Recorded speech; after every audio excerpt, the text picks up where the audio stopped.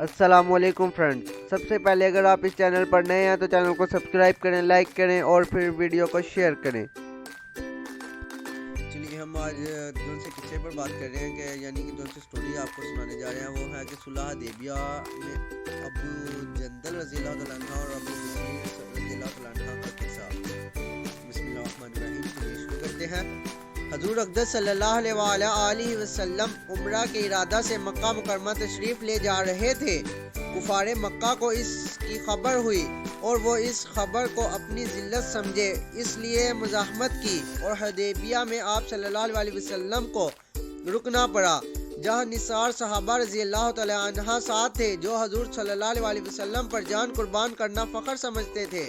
لڑنے کو تیار ہو گئے، مگر حضور صلی اللہ علیہ وسلم نے مکہ والوں کی خاطر سے لڑنے کا ارادہ نہیں فرمایا اور صلح کی کوشش کی، اور باوجود صحابی رضی اللہ تعالیٰ عنہ کی لڑائی پر مستعدی اور بہادری کے حضور صلی اللہ علیہ وسلم حضور اکرم صلی اللہ علیہ وسلم نے کفار کی اس قدر رعایت فرمائی کہ ان کی ہر شرط کو قبول فرما لیا۔ صحابہ رضی اللہ تعالیٰ عنہ کو اس طرح دب کر صلح کرنا بہت ہی ناگوار تھا، مگر حضور صلی اللہ علیہ وسلم کے ارشاد کے سامنے کیا ہو سکتا تھا؟ سبحان اللہ، کہ جان نثار تھے اور فرما بردار، اس لیے حضرت عمر رضی اللہ تعالیٰ عنہ جیسے بہادروں کو بھی دبنا پڑا۔ صلح میں جو شرطیں طے ہوئی ان شرطوں میں ایک یہ شرط بھی تھی کہ کافروں میں سے جو شخص اسلام لائے اور ہجرت کرے مسلمان اس کو مکہ واپس کر دے، اور مسلمانوں میں سے خدا نخواستہ اگر کوئی شخص مرتد ہو کر چلا آئے تو وہ واپس نہ کیا جائے۔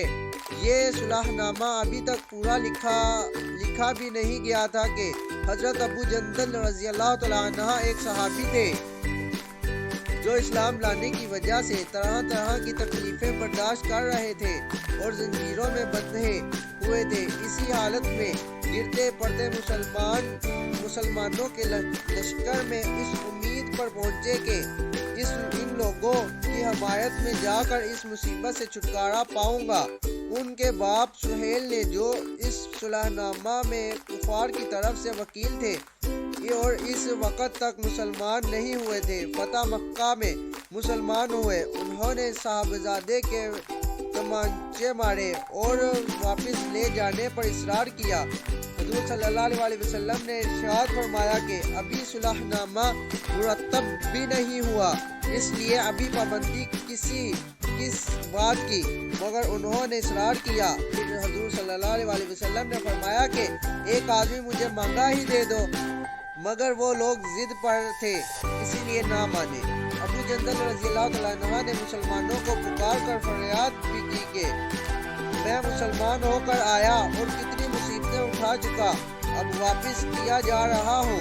اس وقت مسلمانوں کے دلوں پر جو گزر رہی ہوگی اللہ ہی کو معلوم ہے، مگر حضور صلی اللہ علیہ وسلم کے ارشاد سے واپس ہوئے حضور صلی اللہ علیہ وسلم نے تسلی فرمائی اور صبر کرنے کا حکم دیا اور فرمایا کہ ان قریب حق تعالی شانہ تمہارے لیے راستہ نکالیں گے۔ صلح نامہ کے مکمل ہو جانے کے بعد ایک دوسرے صحابی ابو بصیر رضی اللہ تعالیٰ عنہ بھی مسلمان ہو کر مدینہ منورہ پہنچے۔ کفار نے ان کو واپس بلانے کے لیے 2 آدمی بھیجے۔ حضور اقدس صلی اللہ علیہ وسلم نے حسب وعدہ واپس فرما دیا۔ ابو بصیر رضی اللہ تعالیٰ عنہ نے عرض بھی کیا کہ یا رسول اللہ، میں مسلمان ہو کر آیا، آپ مجھے کفار کے پنجہ میں پھر بیچتے ہیں۔ آپ صلی اللہ علیہ وسلم نے ان سے بھی صبر کرنے کو ارشاد فرمایا اور فرمایا کہ انشاءاللہ ان قریب تمہارے واسطے راستہ کھلے گا۔ یہ صحابی ان دونوں کافروں کے ساتھ واپس ہوئے۔ راستہ میں ان میں سے ایک سے کہنے لگے کہ یار تیری یہ تلوار تو بڑی نفیس معلوم ہوتی ہے، شیخی باز آدمی ذرا سی بات میں بھول ہی جاتا ہے۔ وہ نیام سے تلوار نکال کر کہنے لگا کہ ہاں، میں نے بہت سے لوگوں پر اس کا تجربہ کیا ہے۔ یہ کہہ کر تلوار ان کے حوالہ کر دی۔ انہوں نے اسی پر اس کا दिया। दूसरा साथी ये देखकर कि एक को तो निपटा दिया, अब मेरा नंबर है, भागा हुआ मदीना आया और हजूर सल्लल्लाहु अलैहि वसल्लम की खिदमत में हाजिर होकर अर्ज किया कि मेरा साथी मर चुका है, अब मेरा नंबर है। इसके बाद अबू बसीर रज़ी अल्लाह तआला अन्हा पहुंचे और अर्ज किया कि या रसूल अल्लाह, आप अपना वादा पूरा फरमा चुके कि मुझे वापस कर दिया और मुझसे कोई ओहद उन लोगों का नहीं है जिसकी जिम्मेदारी हो, वो मुझे मेरे दीन से हटाते हैं, इसलिए मैंने ये किया। हजूर सल्लल्लाहु अलैहि वसल्लम ने फरमाया कि लड़ाई भड़काने वाला है, काश कोई इसका माइन और मददगार होता। वो इस कलाम से समझ गए कि अब भी अगर कोई मेरी तलब में आएगा तो मैं वापस कर दिया जाऊंगा, इसलिए वो वहां से चलकर समुद्र के किनारे एक जगह आ पड़े। मक्का वालों को इस किस्से का हाल मालूम हुआ तो अबू जंदल रज़ियल्लाहु तआला अन्हा भी, जिनका किस्सा पहले गुजरा जिनका किस्सा यानी पहले भी आपने सुना, वो के चुप कर आगे अबू जंदल रज़ियल्लाहु तआला अन्हा के पास। इसी तरह जो शख्स मुसलमान होता वो उनके साथ जा मिलता। चंद रोज में ये एक मुख्तसर सी जमात हो गई, जंगल में जहाँ ना खाने का कोई इंतजाम, ना वहाँ बागात और ना आबादियाँ, इसलिए उन लोगों पर जो गुजरी होगी वो तो अल्लाह ही को मालूम है।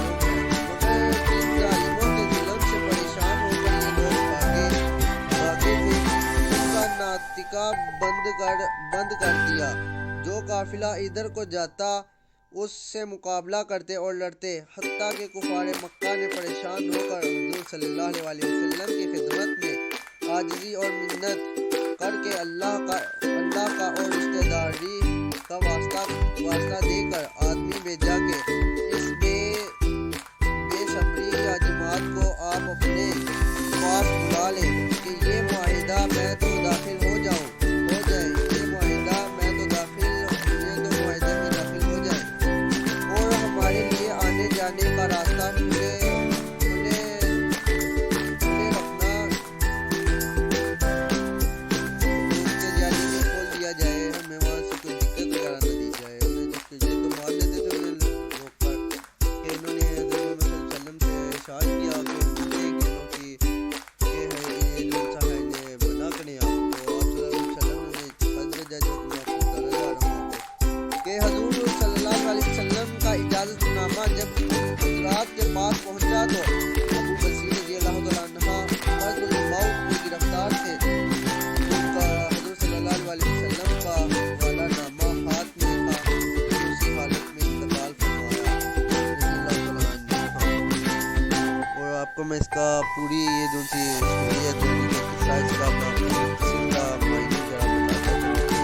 आदमी अगर अपने दीन पर पक्का हो, शर्त का दीन भी सच्चा हो, तो बड़ी से बड़ी ताकत उसको नहीं हटा सकती। और मुसलमान की मदद का तो अल्लाह का वादा है, शर्त का वो मुसलमान हो। और यहाँ पर इख्तिताम होता है। आपसे बहुत रिक्वेस्ट है कि हम बहुत मेहनत से ये वीडियो वगैरह बन रही है, आप प्लीज़ सब्सक्राइब करें, वीडियो को लाइक करें और फिर शेयर करें। और हाँ, सबसे अहम बात, अगर आपको किसी चीज़ की समझ नहीं आती तो आप भाई वो कमेंट में बता दीजिएगा।